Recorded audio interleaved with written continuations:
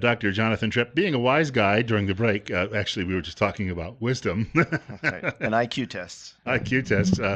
It's 8:34. We're at 44. Tripp Family Medicine, of course, located here in Twin Falls on Fillmore Street on the north side of the city. And we want to remind people life's too short not to feel good. In fact, feeling better about yourself is really a lot of what we're talking about this morning. Yeah. In fact, it really is. The title I gave it is "What Makes Us Happy," or not what makes us happy, what makes us feel good.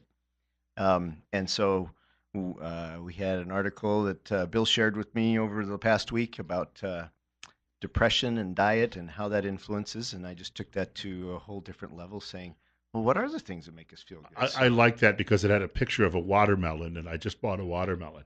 all right, well, we're off to summertime. I love it. We really have some fun in this topic because a lot of people, we've been going through our winter, and again today we got the high clouds and not exactly, tropical weather with sunshine and beaches, which we don't have a whole lot of beaches, I guess.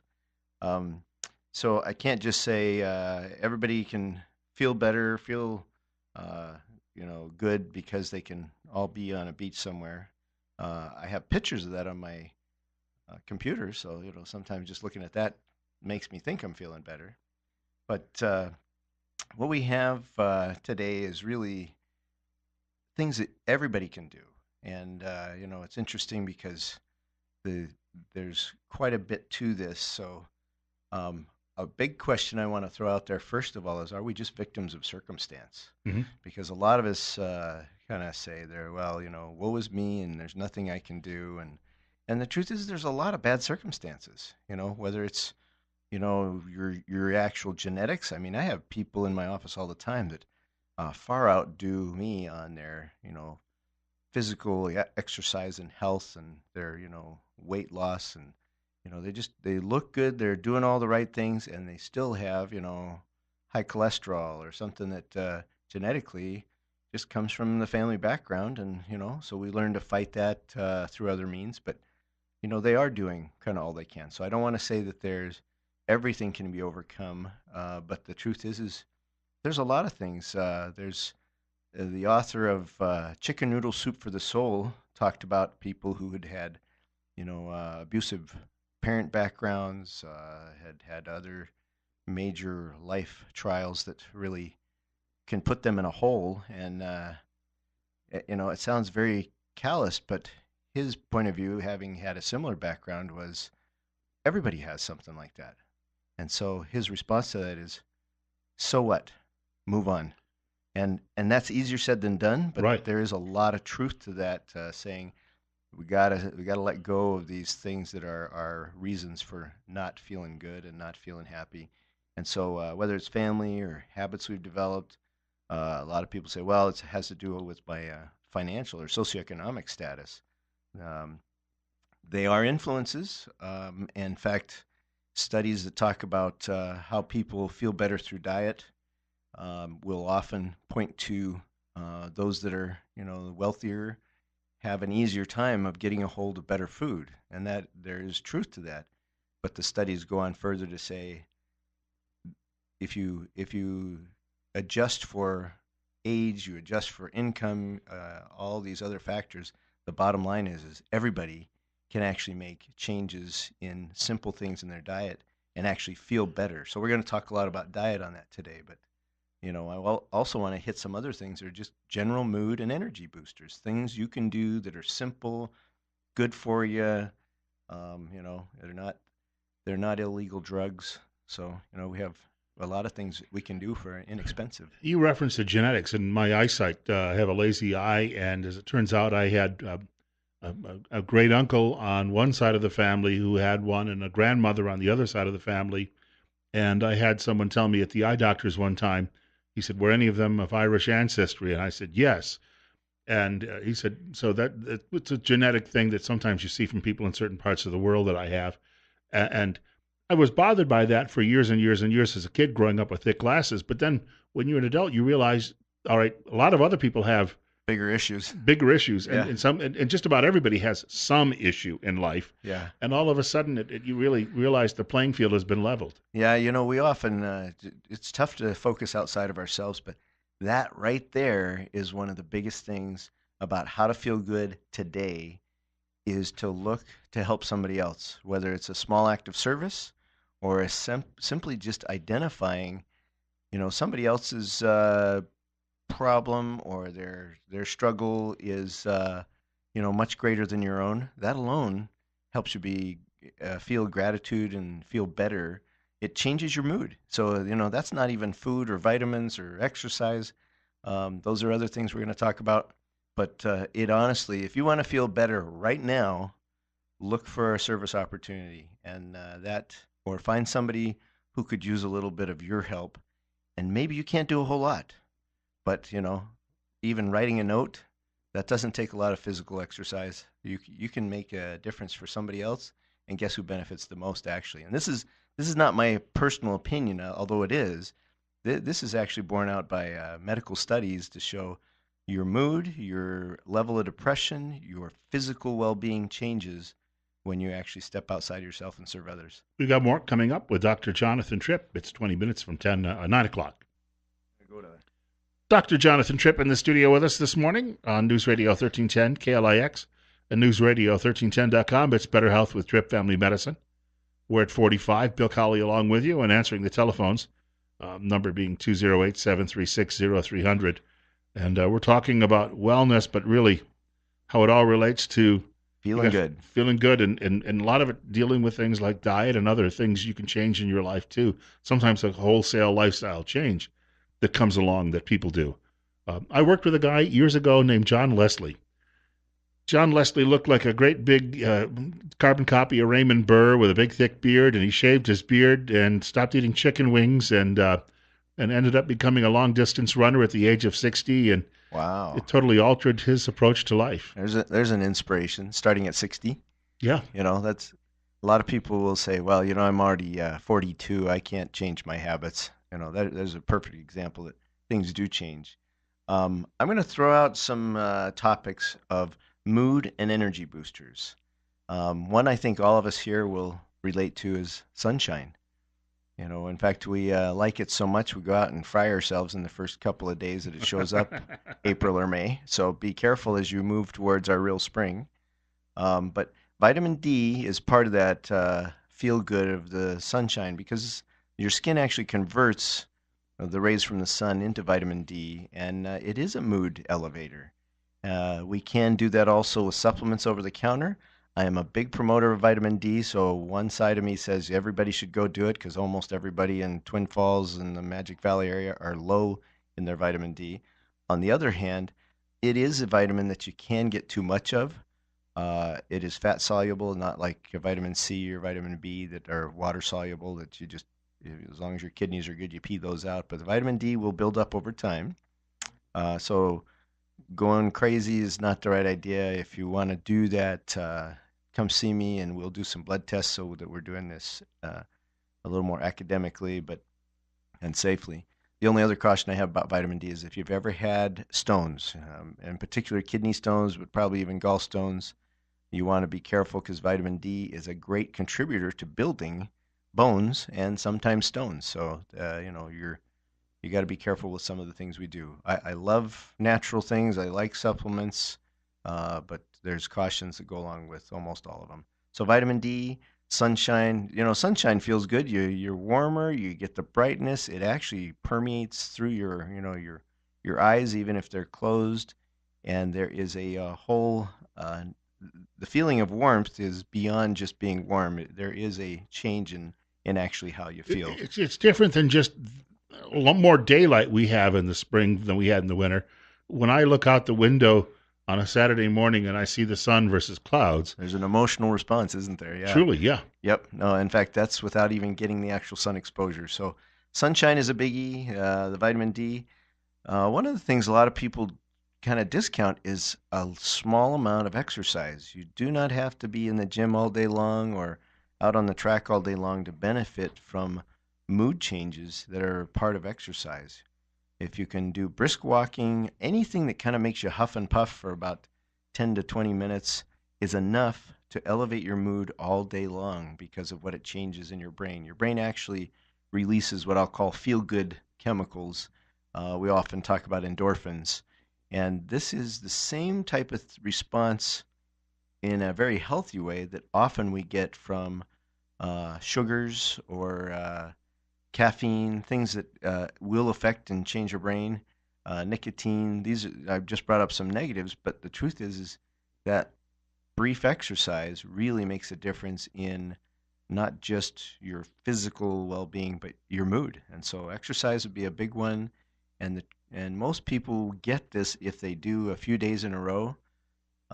They start to really understand, hey, a little bit goes a long way. Whereas before they quote take up their exercise program, they actually are running low, down, kind of a depressed mood, and it's non anti motivational. And once they get over that hump of saying I'm going to start a little bit, they actually immediately feel better within a few days. So exercise, I can't emphasize enough, and do what you can. And if you're already doing some, push it a little more. Improve. I had a friend of mine from work and I moved some furniture last week, and when we were done, I mean, within about 10 minutes afterwards, I got that little bit of a high that you get when Okay. you're doing some labor like that. Yeah, yeah, it was just the physical labor. And I brought up helping somebody else service. Maybe you got a double whammy out of that one. Yeah. So those all work. So some other things that you can do that are really easy. We talked about vitamin D. Vitamin C and B12 and B complex are all water soluble. Unless you have bad kidney function, they're really hard to cause yourself any trouble with. So those are easy ones to do as a supplement that are good for your immune system and general energy levels. So often, if I'm treating somebody for depression or we'll just say a depressed mood, using those vitamins is often a incremental improvement in the mood almost immediately. So there's some vitamins you can do there. Um, some other this could be a whole topic in itself, but changing what's going on in your brain from your routine, whether it's physically doing something new or investigating something new, whether it's something you just would like to know something about, or potentially a new business activity, some new hobby that you're looking into. The act of just researching that, reading about it, investigating that changes and stimulates what's going on in your brain and it elevates your mood as well. So the doing something new, investigating something new, it activates your mind and changes that mood and improves that as well. So there are some things that, and it helps fight Alzheimer's and dementia. So, there's a lot of benefits to finding something new. And truth is the Alzheimer's topic I could get off on a long ways, but even memorization of simple poems or, verses of scripture, that memorization is a skill that changes what's going on in your brain as well. I, Activates new neurons. whenever I go to a new place, whether it be Ogden, Salt Lake City, Helena, I like to go see all the museums, and I find that walking through one of these museums is stimulative, whether it be an air museum, a history museum, a rail museum. I get through there, and all of a sudden, I don't I won't call it a physical high, but I feel a lot better when I get through Yeah, with these visits. interesting. Yeah, because I mean, if you took me to a shopping center and made me walk around and look at the clothing racks for an hour, I'm already fatigued. Other people, they go into that and they come out all charged up. So it does have to be something that your brain or you personally have some interest in. So all those different museums for Bill, that's a good move. That's stimulating your brain. So I think that's a great idea. So we're going to move to what you can do today, tomorrow, the next day with food. And I categorized food into two areas. There's a food that does give brief bursts of energy, brief improvements in mood, and then there's more of a sustained energy, increased positive mood overall. And they're kind of different directions. In fact, the brief boosts are often the things that we talk about poor health related. They are things like your sugar, your caffeine. I brought up nicotine, although you wouldn't say that's a food substance. These are things that give us a an immediate um, boost. Our love affair with coffee fits right into that. Coffee has lots of actual, I call it fun, but there's quite a few effects that coffee has. But the main effect that we're mostly looking for is our caffeination, our stimulation. It not only does increase your heart rate and your blood pressure and your energy to that extent, temporarily, it stimulates your gut. And so a lot of people get into the routine of, I don't have bowel movements unless I'm having my morning coffee. So, there are some things that the coffee stimulates and does well with, but it's very temporary. And sure enough, within an hour or two later, you may be looking for more. And so that's along with the sugar. I'll go to what I think is probably my worst choice, and that is, a Twinkie. Not too many of us are living on Twinkies, but that's the perfect combination of sugar and fat and preservatives. And I mean, I used to be taught when I was a kid growing up, if you eat Twinkies, you won't have to be embalmed, when you Probably true because they so last forever. yeah, something along those lines. So, but the point is you eat a Twinkie, your brain goes, "Ooh, I like that." Your body says, "Ooh, that's kind of good," because we are geared to look for fat and also sugar as an energy source to supply us in times of famine. So, anything like that. I grew up. My family, the big deal was, chocolate cake and hot fudge sundaes. So those are beautiful, immediate endorphin stimulating, mood elevating foods with a crash that comes afterwards. And that crash actually takes you to a lower level than you were before. So, you go back and you try to repeat the cycle because you felt better, while you ate it or right after you ate it, Mhm. but then you crash. So that's a bad roller coaster cycle that I'm trying to say that's not your better choice. Sustained energy and positive mood really comes from, and this is going to almost sound trite, but we've really gotten into this trend of looking for whole foods, things that aren't heavily processed, as fresh as we can get them. And being in an agricultural area, I am an absolute proponent of this, and I think the people of this area are all about that. And I think it's beautiful because I have not become I lived in Oregon for about a year, and I did not become the full-fledged, granola.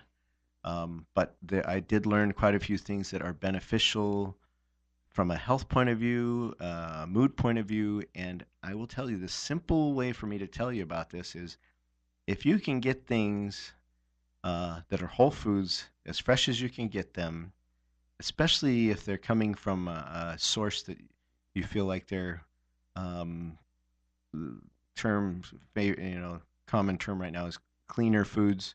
These are going to promote better health for you in general.